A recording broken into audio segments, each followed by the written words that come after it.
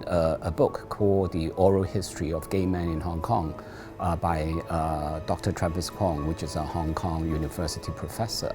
After I read it, I just thought the book was really interesting because it's 12 interviews of men who are in their 60s, 70s or 80s, mostly in the closet. It's just about their lives, and they were coming out in the 70s or 80s or not coming out, you know. So after I read it, I thought that was really interesting. So I started approaching Travis and asked him whether I could meet some of the interviewees. And after I spoke to them, then I just thought, well, I have to tell this story. At the moment, we just have a couple of previews.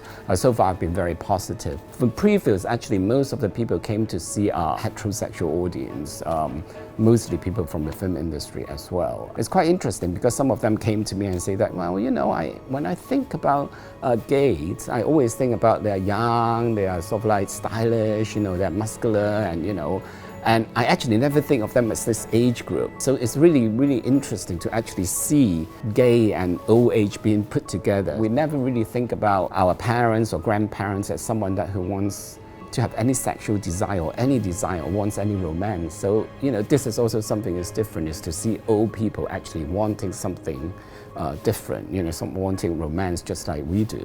The whole process of casting took almost a year, because it was really difficult at the beginning. I really wanted to find actors who is like with a bit of a sort of like name, because like the subject matter is really difficult to get finance. I approached some like sort of like more famous actors, but most of them were like action stars from the 60s or 70s. So they were really sort of like careful about their image, and they were not really interested. And then finally that I found a movie called Glamorous Youth by Leung, and I saw Tai Bo in it, and it was very good. I found out that he lives in Taiwan, so I went to Taiwan to meet up with him after about 2 months, and then he came back and said that he would do it. And then after that, then I had to look for Hoy, the other character. By then I've exhausted all the actors of that age group. So Ben Yeung, who's really only about 50, mid-50s, so we have to age him up a little bit. And it was easier with him because he has done a part that is a gay part on the stage. Previously, he made a lot of movies, and there's really only a handful of LGBT movies, because I actually been running the Hong Kong Lesbian Gay Film Festivals for almost 20 years now. At the beginning, it was really, really difficult to find any LGBT movies from Asia. And all through the years, every year we would try to champion a Hong Kong movie, and we didn't really get that many around. I mean, even the low-budget indies ones are not that many either. So Hong Kong is still very conservative. In many ways that people like say they are very open, but like the television, there's hardly any LGBT roles at all. And if they are, they're always very negative representation.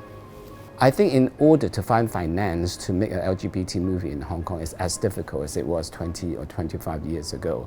The only way you could do it is possibly to get big stars who are willing to do it. And maybe it's easier now if the younger group of actors are more willing to do that.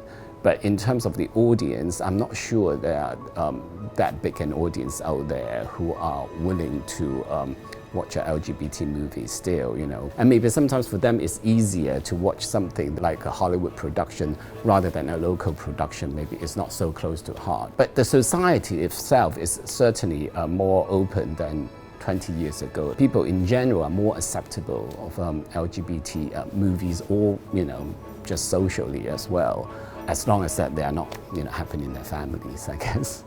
For me personally, I rather watch these movies than all those gangsters movies in the 80s. I think the industry is turning around to realize that Hong Kong audience do not want those types of movies anymore. Hong Kong audience wants more sophisticated movies that is about them and about the issues that they live with. I think in Taiwan certainly is a lot more progressive in terms of politically the LGBT movement comparing to Hong Kong. In terms of movie-wise, yes, I think in South Korea it's also have a lot more interesting LGBT movies coming out. But I think in terms of politically, a lot of Asia is still very, very conservative. I mean, first of all, China is completely the censorship would not allow any LGBT movies to be shown in the commercial cinemas. Singapore is still illegal to be gay, and then you have the Muslim country like Malaysia. So it's still a struggle.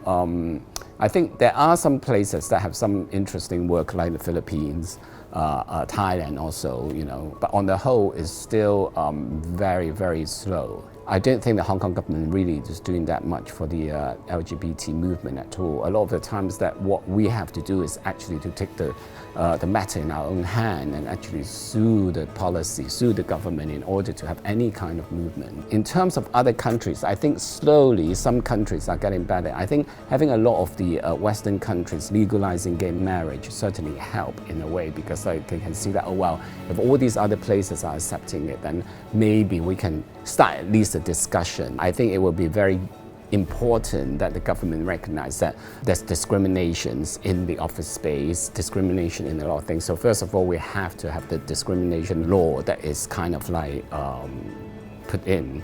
And I think the other thing is hopefully one day that there's equality to sort of like gay marriage and then giving people equal rights. You know, I think those things are important.